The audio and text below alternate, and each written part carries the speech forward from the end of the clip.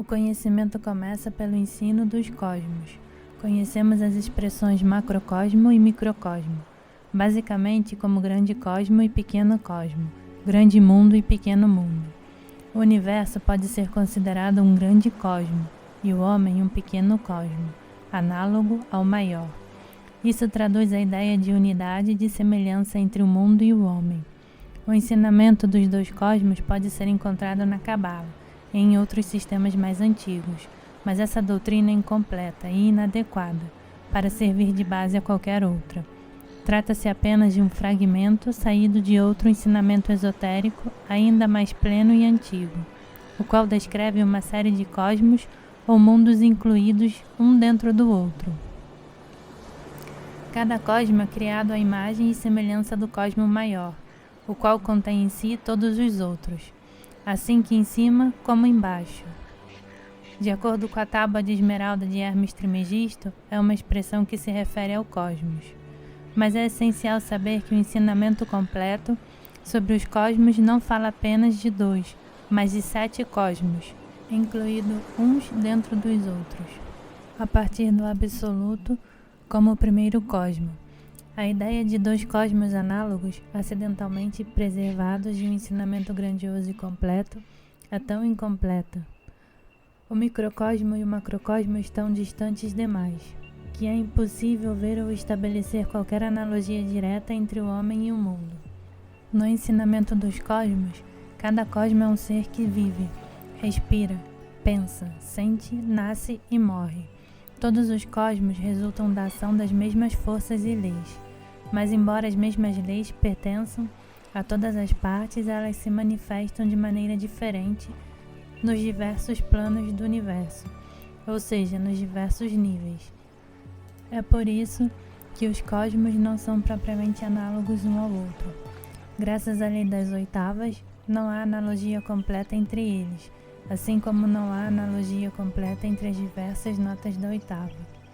Apenas 3 cosmos estudados em conjunto são similares e análogos a qualquer outros 3.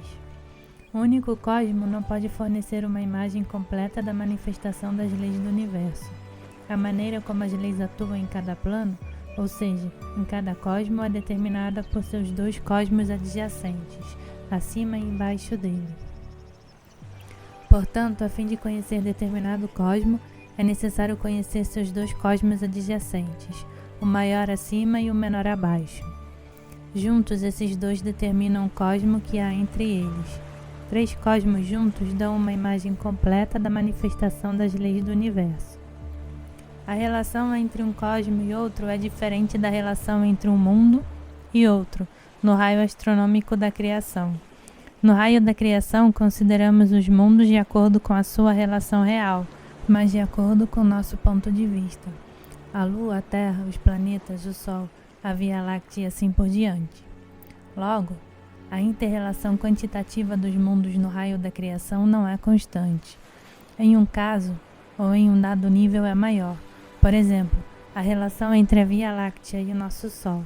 Em outro caso, em outro nível é menor, como a relação entre a Terra e a Lua. Mas a relação entre os cosmos é sempre a mesma, ou seja, cada cosmo se relaciona com o cosmo adjacente acima dele, do zero ao infinito. O ensinamento sobre os cosmos tem relevância imediata para a ideia de expansão da consciência e do aumento da capacidade para o conhecimento. Em nosso estado habitual, temos consciência de nós mesmos em um cosmo, e vemos todos os outros cosmos segundo o ponto de vista desse cosmo. Ao expandir nossa consciência e intensificar nossas funções psíquicas, podemos entrar simultaneamente na esfera de atividade de outros 2 cosmos, um maior e outro menor. Logo, a consciência não se expande apenas em uma direção, isto é, rumo ao cosmo mais elevado, mas também para baixo, na direção do cosmo inferior. Pelo mero ato de expansão da consciência rumo a um cosmo superior, incluímos o nível de um cosmo inferior. Essa última ideia talvez explique expressões como o caminho para cima é ao mesmo tempo o caminho para baixo. Isso significa que se, por exemplo, começarmos a sentir a vida dos planetas ou se nossa consciência passar para o nível do mundo planetário, começaremos ao mesmo tempo a sentir a vida dos átomos, ou nossa consciência passará simultaneamente para o nível deles. Desse modo, a expansão da consciência se dá simultaneamente em duas direções, e o conhecimento da maior e da menor exige uma mudança correspondente em nós mesmos. Ao procurarmos paralelos e analogias entre os cosmos, podemos considerar cada cosmo em três relações: em sua relação consigo mesmo, em sua relação com o cosmo superior ou maior e em relação com o cosmo inferior ou menor. Quando as leis de um cosmo se manifestam em outro cosmo, o resultado é chamado de milagre.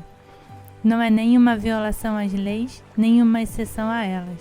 Trata-se de um fenômeno que ocorre segundo as leis de outro cosmo. Como essas leis são pouco familiares e, em última análise, incompreensíveis para nós, vemos suas manifestações como milagrosas. Ao mesmo tempo, a fim de compreender as leis da relatividade, é útil examinar o que acontece em um cosmo como se olhássemos de outro cosmo, ou seja, sobre a perspectiva das leis de outro cosmo. Tudo o que acontece em um lado do cosmo assumirá uma aparência e uma importância completamente diferentes sobre o ponto de vista de outro cosmo. Muitas coisas novas aparecerão, muitas outras desaparecerão, e de modo geral, tudo parecerá diferente.